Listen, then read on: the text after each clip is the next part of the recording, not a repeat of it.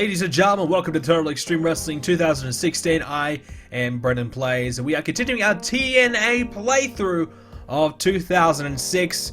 Last time we came to you, we had the Victory Road pay-per-view, and we have done 2 more weeks since then, or nearly 2 more weeks, and we've had 2 Impact shows that I'm yet to show you guys and need to show you, so we will go ahead and get into those results. We are doing another one-night-only event. We are doing another Japan show. A lot of you guys like the idea of doing the Japan shows and want me to do more because you really want me to improve my popularity in all these other different regions. And I think, yes, that is a very good idea. It's going to be a long process, but we may as well start somewhere. So you see our Japan popularity is about 13, so that's not great at all. But, you know, look, if we can get it to about 20, we might be able to land a small little TV deal, maybe. Fingers crossed. That would be ideal. So that's something we need to really hope for and plan for. But yeah, so obviously we've been doing very, very well in our major market in the USA. But our other markets around the world, not so much. And if we want to be more of an international company at some point, we need to start getting that on track. Canada's doing okay because we do have a TV deal there, but no TV deal in the other regions, only in Central Europe, which you see has gone from 11 to 24. The other regions not so much. So we're going to do another Japan show in this one, and we also got ourselves a couple of Japanese guys in. Actually, no, only the one Japanese guy. We tried to get a few more in, but we couldn't quite do it. But we did get Jushin Thunder Liger, who's going to come in and work this Japan show, and he has 83 popularity in Japan, so that will be quite useful indeed. I love how they want him to be an enhancement guy, but we'll make him an upper mid card guy for now. And we've got him for, I believe, 3 appearances, so we can use him on 3 different Japan shows, or maybe we could use him on a Impact show.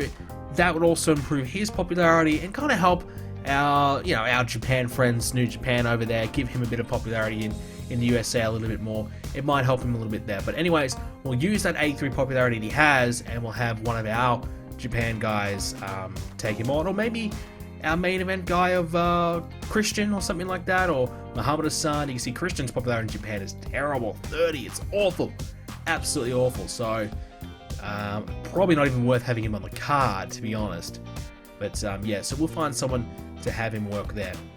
Now we wanted to do more Japan guys. We want to bring in more New Japan guys.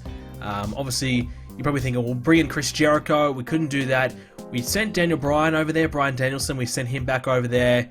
Obviously, he'd be a great fit in Japan, and we don't have anything for him right now, so it's kind of beneficial to get him to go over there and just continue to improve and develop.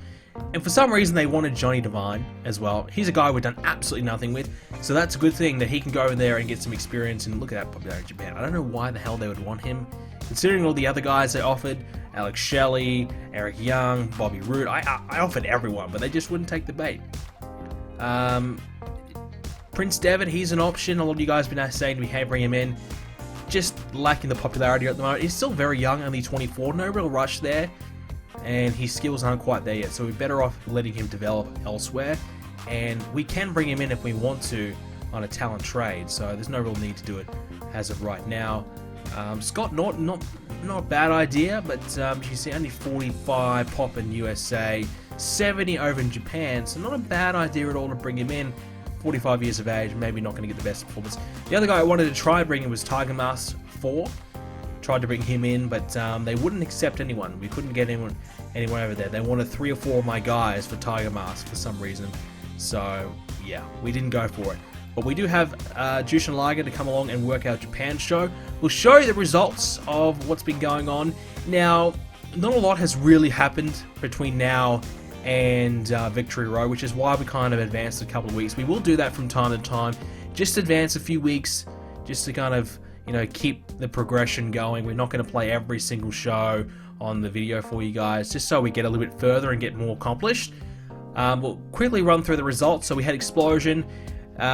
We've had Matt Morgan. Matt Morgan is now on the main roster. We decided to bring him up. He's now the global champion. So we're going to bring the global championship to the main roster and have him work there. We had Tanahashi beat Bobby Roode to become the #1 contender for the global championship, and that will start a Matt Morgan and Tanahashi feud. Hopefully, will be good. The Tanahashi Bobby Roode match was 77 rated, so pretty good for Explosion.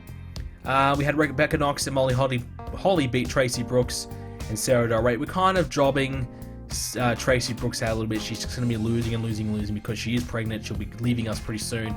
So there's no point in having all that popularity sitting on the sidelines when all of our other women have no popularity. So we may as well have her lose while we can. And the other notable match was Tess beating Sabu. Our Impact show was 90 rated. It was pretty good. 5,000 in attendance. 3.68 rating. Compare that to our last rating, 3.01. We have been getting threes, late twos, nearly early threes. All of a sudden, boom, 3.68. What happened? I don't know. I don't care. It was awesome. 90 rated show. Main event was AJ Styles beating A-Train, Bound for Glory Series match. Another Bound for Glory Series match. Rhino beat Monty Brown. So another win there for Rhino, getting him further up. Samoa Joe beat R-Truth in a Bound for Glory Series match as well. So we had 3 singles matches there. So Joe getting another victory, and that was the 2 guys who had not gotten a win yet. So just R-Truth, who is winless. Yeah, we'd like to get him a win at some point, maybe a multi-man match, but he's just a little bit too far below everyone else. But to be fair, he had an 88 rated match with Samoa Joe, arguably his best match yet. So R-Truth is really starting to get better, and it's very positive news because we might be able to get a little bit more out of R-Truth going forward. We nearly got him that upper tier main event, upper mid card, lower tier main event status. We've nearly got him there. Chris Harris beat Brother Runt, and we had Kazarian beat Low Key in an 83 rated match to kick things off as well. So obviously Low Key's leaving us soon. It's time to let a few guys beat him to up their popularity. We had a 77 rated Explosion on the next week. We had Alex Shelley beat Kenta in the main event. Probably going to start wrapping up that Kenta and Marufuji versus Machine Guns rivalry. I think the plan might be to have Shelley get ready to take on Fallen Angel Christopher Daniels going forward. I think that might be a good way just to... I think Homicide's obviously about ready to wrap up his feud with Fallen Angel. Low Key's leaving us, so we need another heel to kind of step up and take that role. It's either probably going to be Shelley or Sabin. And I'm a little bit more, leaning it towards Shelley at this point. He's done a little bit better. So giving Shelley some wins to prepare him for that. Rebecca Knox and Natalya beat Tracy Brooks and Jazz. Jazz is another one who's really struggling. She's lacking behind everyone. Rebecca Knox, aka Becky Lynch, and Natalya are really killing it with their in-ring performances. They are doing very, very well. We get their popularity to, the mid-50s or something like that. They're going to have some killer matches. Trust me, they will be really good. So Tracy Brooks, unfortunately, she's done pretty good, but she's leaving us. And Jazz, she's the shits. Jazz, just for whatever reason, they hate her. The crowd hates her. She's getting not a good reaction. She's not having good matches. So it might be time to transition her out and probably fire her and let someone else take her spot. And we had Team Canada beat Sanjay Dutt and Jay Lethal as well. 75 rated match. Matt Morgan beat Matt Sydal. 68 rated match. Little concerning, okay, alright, what happened here? The positive news was it was Matt Morgan who had the better performance instead of Matt Sydal, which is interesting. You'd think Matt Sydal would kill Matt Morgan, but it was more pretty even between the two, so not bad. 0.35 rating for that show. And our Impact show, 88 rated as well. We had Sting and Jeff Hardy beat Abyss and Jeff Jarrett in Bound for Glory Series Tag Team Match main event. James Storm beat Brother Devon. We had Christian and Scott Steiner had a 98 rated segment. They had a contract signing with a bit of a stare down, face-to-face confrontation. Excellent rating. Those two having great angles. Even their match was pretty good. We had Homicide and Low Key. They got a victory over the Addiction. You might be thinking, why did you do that? We wanted to give Homicide a win, and we let Kazarian take the pin, so we wanted Homicide to get a win just to kind of justify probably doing more than likely a Fatal 4-Way at the next pay-per-view with the X Division guys. We had Melina beat Beth Phoenix. Now, Beth Phoenix hasn't got any popularity at all, but 73 rated match. She had a really good in-ring performance. Melina was awesome. She's fantastic, but really good signs for Beth Phoenix is what we know she's going to be good, but the signs are certainly there that she definitely will be, so we just need to keep working with her. And then we opened things up with Muhammad Hassan and Lashley in a Bound for Glory Series match. I actually thought this match would do a lot better, only 78 rated. I was expecting more. I think the issue was probably a bit of Lashley, kind of lacking behind a little bit. And we've kind of expected that from Lashley. His ring skills just isn't quite there yet. They're almost there, but a little bit more seasoning needs to happen. I guess we'll have a quick look at Lashley while we're on the subject right now, see where he's at. 72 popularity, which is good. He's not quite, hasn't gone down, hasn't gone up yet. He's just kind of stagnant a little bit now. He's only 2 years in. We've got to remember that. He's only 2 years into the business, so he's still very new. But as you can see, his skills are improving. They're slightly improving, and the more matches he has, the better he will get. We need his basics to improve. The reason why the match was so bad was the psychology. They both lacked enough psychology to really make it a good one.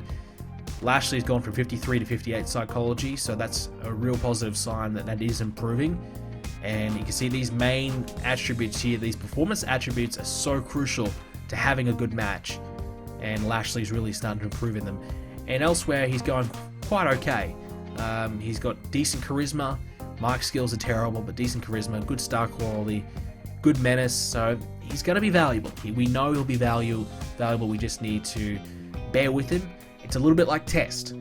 I don't think it's as bad as Test. I think Lashley is better than Test, but it's a little bit like Test in a way that we need just to give him time. Give him time, give him a chance. Don't give up on him. He'll get there. It might take him 6 to 12 months before we start to see the best out of him. And we saw that with Muhammad Hassan. He really struggled early on, Hassan. He wasn't good. But now, he's one of our best. If not, number 2, number 3, number 4. He's top 5. Maybe top 3. He's killing it. So, Muhammad Hassan, without a doubt, worth the investment. Okay, so we have a few emails we're going to get into. A lot of things in terms of, emails and a few contracts expiring. We'll get into them. Linda McMahon, her contract is expiring. I was just thinking, wouldn't it be funny if we stole Linda McMahon from the WWE and took her here to TNA? But then I looked at her skills. 31 mic skills, 25 charisma. She's terrible. She's awful. Good popularity, but she's freaking terrible. There's no way I'm touching her. Goodbye. One person we really did want was Trish Stratus. 30 years of age, still can keep going, even though she technically retires in 2006. Only at 30, I mean, she could keep going. We could force her to keep going until she's 35, 40 maybe. But as you can see, she's got pretty good skills. This is why we couldn't get her. 84, 85 popularity. She wouldn't talk to us. We are too small for her, so she needs better. She wants WWE only. So we couldn't sign her, we couldn't talk to her, unfortunately. I tell you what though, if we get Trish Stratus on our roster, our Knockouts division will be killer. The only issue is Trish Stratus would never lose because there's no one on her level, so probably for the best. We had Roddy Piper. He's now available. His contract expired with the WWE. He's available to try and sign, so we're looking to get him on a written deal. Reason being, 88 microphone skills, 85 charisma, 82 acting. So we are in the hunt still for a general manager, and I figured Roddy Piper would be a great authority figure and a commissioner or something like that. 73 popularity as well. Will be really, really handy. We can have him in that role that we intended for Dusty Rhodes.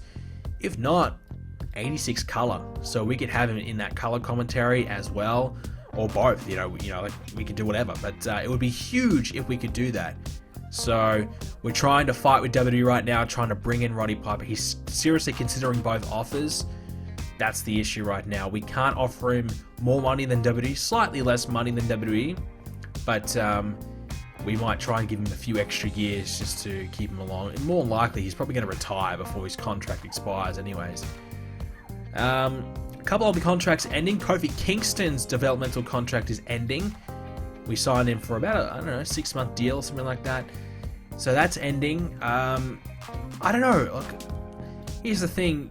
You could let Kofi Kingston go and work the indies. He'll get better. Bring him back later on because he's not there at the moment. He's not bad. Like, he honestly wouldn't be bad for the X Division at all at one point. I mean, that's probably why it's worth keeping him around. I think in a year or two he could be really good in the X Division. But I don't know. I did offer him a contract, I believe, and he did agree to it. So we did decide to keep him, but we gave him, I think, a 6-month or a 12-month deal. So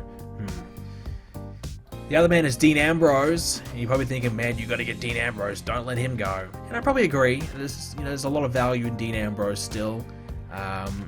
His skills are certainly improving. He's getting there. He plays a good babyface or a heel. Quite valuable. You can see, your hardcore skills went from 44 to 56, for example. His skills are really developing. His submission 30 to 43.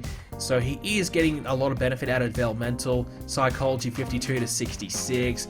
So it seems like in 6 months, Dean Ambrose or John Moxley, whatever you want to call him, would really come close to becoming a good worker and be very valuable. Mike's skills aren't great, 71. I mean, we would like to get him towards 75, 80, but that's a work in progress.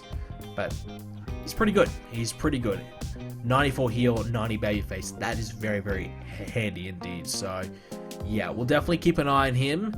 And we did offer him a contract. Looks as though he's going to accept that. The other one was Eve Torres. Now, she's someone I actually did generally consider letting go. She hasn't really had that many matches yet. She's only had 3 matches, which it's too hard to really determine if she's ready or if she's good enough to be here when she's only had 3 freaking matches. But, her skills are pretty bad. She's one of those, like Maurice, that we signed not long ago. So, okay, we'll just, keep her on here. We'll see how she goes. But you can see, look at her basics went from 24 to 34. Look, it's not bad. They are certainly improving. Her skills are really improving. So the investment is working. And it's another woman to work down there. We need a few more women down there. We need some women coming through. And if she's a woman that can come through, we know she ends up being pretty good in the end. We can get her, slowly coming through. She'd be quite handy. Apparently, The Miz and Maurice have been divorced, even though they weren't even married back all these years ago. But whatever. So for your decisions, Ambrose is staying. He wouldn't sign a developmental deal, so he's actually going to be coming to the main roster now, so we need to send him back down. And Eve Torres will stay. Funny thing is, I think Ambrose is on less money than Eve Torres. I mean, I'm sure you guys would be pretty pissed off if you saw that. So, yeah. So Dean Ambrose on a little bit less cash. But he'll go back down to developmental. And he's only 20. So he's only a 20-year-old. He's got all the time in the world. There's no rush at all to do anything with him. We can just keep him down there. Work with the Shield. He and Seth Rollins already have 26 experience as a tag team. So by the time we're ready to bring in Seth and Dean, their tag team skills are going to be pretty solid. Seth Rollins is only 20 as well. A little bit further along than Dean Ambrose, I believe. So they'll be very, very valuable. And they haven't worked with Roman Reigns yet. They're refusing to work with Reigns. So they don't want to team with Roman Reigns. So yeah. And the last little thing here as well is Nakamura. Update on him, where we at with Nakamura. We're going to bring him up now. Well, he's the TV champion down in developmental. There's no real need to bring him up anymore. The reason why we were going to try and fast track him was because he's the global champion. Now that he's no longer the global champion, there's no real need to bring him in at this stage. We have the Impact Knockouts and the Impact Global Championship, which are our Alliance Championships. Matt Morgan is our Impact Global Champion, and he is now on the main roster, so we brought him up. He's more ready. He's absolutely ready, I think. And Gail Kim, obviously, our Knockouts Champion, who's been killing it. 12 title offenses already, so excellent from her. But definitely Matt Morgan more ready for the job. So more crucial that we use him. 58 popularity to go with it as well. So he could be a really good opponent straight off the bat for Tanahashi. Very equal at the moment, so we can do that.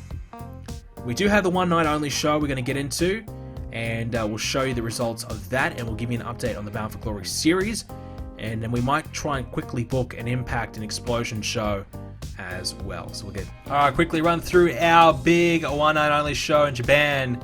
Dragon Ox versus Sarah Del Rey got the victory. We tried a few different things in this show. We're just kind of, using a few different pairings in a mixed tag match. We had Molly Holly and Brother Devon beat Beth Phoenix and Austin Aries. Sabu beat Johnny Devine. And open up with Kenta versus Samoa Joe. 92 rated. Wow. I mean, that is just going to be awesome when we get these two in the ring together some point. 92 rated, 84 rated for both guys. Excellent start to the show. Tanahashi cut a promo on Matt Morgan, use that to kind of bump up his feud there with Morgan. We've had Marufuji get a victory over Chris Sabin. Marufuji 89 rated performance. Excellent. Kenta, he cut a promo on Alex Shelley. We then had a big battle royal, just a bit of a way to get everyone involved and slowly get themselves exposed to the Japanese audience. Billy Gunn, Bobby Roode, Bryan Danielson, Lashley. We brought in Mazda, who was a local Japanese guy with about 55 popularity in Japan. Monty Brown, Rhino, Road Dogg, Ron Killing, and Test, 66 rated. All of them have pretty low popularity in Japan. We expected the low rating, but a way to get them involved. We gave Lashley the victory. Not Bound for Glory series involved, by the way. We had Nakamura and Scott Steiner hype video. We then did the match. 85 rated Nakamura, 92 rated performance. 17-minute match. Scott Steiner got the victory. Obviously, we're not going to give Nakamura a win over our main event guy, Scott Steiner, but it is a win for Steiner, who has pretty good popularity in Japan, so kind of makes sense anyway. Big match there. We put Melina out there just to get some more women on the show, and then we did the A-Train cut a promo on Fallen Angel. So we did this match, Fallen Angel and A-Train, 81 rated. No storyline involved, which is probably the downfall of it maybe, but 83 from Angel, 80 from A-Train, 81 rated. It's pretty good. We're happy with that. We'll take that. And I think we made that a car crash match as well, just to fill that spot that we needed. We had Sting. We put him on, just kind of showing him in the crowd, watching the action, just a way to get the stinger on, just get the legend out there. And here you go. Wow. 100 rated segment. Jushin Liger came out with a spectacular entrance, a special entrance for his big match here in Japan. 100 rated. We're giving him the bitter legend gimmick. We've actually made him a heel because most of our Japanese guys are baby faces, so we need to make him heel. Great gimmick rating as well. So it's Liger versus Tanahashi in our main event. Only 80 rated. Wow, there you go. Only 80 rated. And Tanahashi had a performance of 82, Liger of 78. I expected more. I gotta say, I expected more. Both guys in the 80s for their popularity in Japan. Only 80 rated match. So that's, a little disappointed, but I thought that was gonna be like a big special dream match kind of thing. Be freaking awesome. Not quite. 85 rated overall show. You'll take that. You gotta take that. We'll give Kenta and Samoa Joe the props, and we'll give Tanahashi the props as well. I think we did give Tanahashi the victory, so we'll go with that. So they're all happy with that one, and like I said, it's just a way to slowly open us up to that market in Japan, which obviously we haven't got any presence in. We can't really crack the Japan market right now, and all of you guys saying, Brendan, just get a TV deal. That's all you gotta do. There's no TV deal we can get. Nobody will negotiate with us. Nobody wants to give us a TV deal. The only TV deal we can get is with YouTube, but the problem is it overlaps with our other TV deals in America, so that's just not going to work either. So, not good. And yeah, so Test is clumsy. He had cut the kid before someone gets hurt, so Scotty Steiner not a big fan of Test either. But there you go. So there is our big show, and Jushin Liger a big opportunity to get himself involved. We gave Tanahashi the win, so you can see he's getting better, Tanahashi. He definitely is. He's been needing that improvement. He's going to get there. He's slowly, on his way up. And it was a good opportunity just to get a few guys involved. For example, Bobby Roode, his popularity went up a little bit just by having a match and just getting himself involved. For whatever reason, that's just the case. But not expecting miracles. I'm not expecting much growth in Japan anytime soon, but it's just a way to get us involved. Plus, we've got some of the Japan guys. We may as well have something, and we may as well do something in Japan.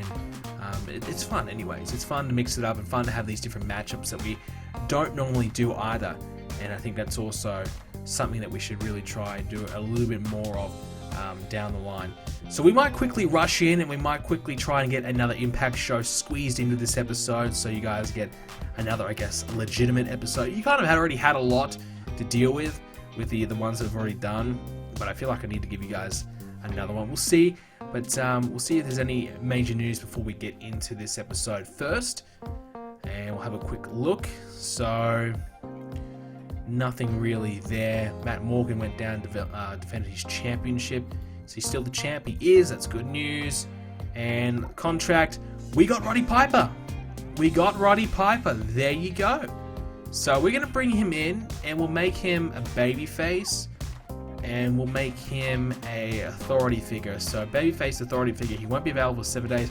So we got Piper instead of WWE. Happy about that. Speaking of WWE, here's their pay-per-view. Vengeance 2006.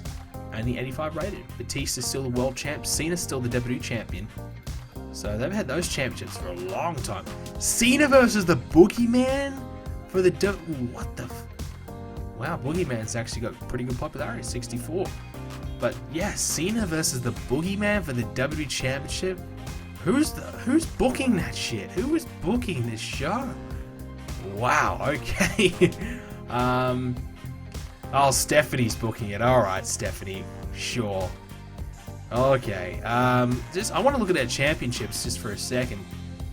So Batista's been champion since April 2005, so he's held the belt for over a year. Cena surely had probably done the same. I would assume. So WWE heavyweight, yeah. So he's just the same. So they're not, they're giving these two guys really long championship runs, and yeah, I don't see that ending anytime soon. Daivari the cruiserweight, Kane and Big Show tag champs. They've had it for a while too. Mark Henry Intercontinental champion. Okay. Masters and Carlito tag champs. Booker T US champ, and Victoria women's champion. So there you go. That's interesting. Interesting indeed. So that's where we're at there with the WWE. We are running out of time here, guys. So I would like to do another episode, but I don't think we're going to be able to fit it into this one. I do apologize for that, but we may as well try and assign Roddy Piper a gimmick. Now, the question is, do we try and squeeze him into commentary? 86 color commentary as well. It would be obviously beneficial to put him on the desk, and that's also another way to kind of utilize him, because we're paying him $18,000 a month just to be the GM. We don't do that many authority figure segments, so to get the most out of him, you're better off sticking him on the desk and doing something there. Got to be something there. So we might go with a realistic gimmick. And is there some kind of... We could do a legend, but that hasn't worked for us in the past. We tried a legend gimmick and it failed, I think, with Dusty. So, yeah, you could go with the president of the company. The president of TNA. That's not a bad idea, actually. They probably wouldn't respond so well. The president of TNA, we bring in Roddy Piper. He's purchased TNA. He's now the new owner. He's now in control. I don't mind that. I don't mind that at all. Screw it. We're going to go for it. President of TNA, Roddy Piper. He's the prez of TNA. So we brought him in. We've got him. We can still advance one more day. So we'll just advance another day. And we'll see what's happening next. But yeah, so we got Piper in. I'm so happy about that, because we losing Dusty was such a tragedy. It was just such bad timing, so unlucky from us. I feel like we'll be able to get Piper and keep him for a couple of years, I hope. And probably next episode we'll find out that he's going to retire too and just screw me over again. Fingers crossed that does not happen. Hopefully. But yeah, so hopefully things work out okay. Hopefully we still keep Piper, and I think it is, like I said, beneficial to put him on the desk. And Todd Grisham, his contract's expiring.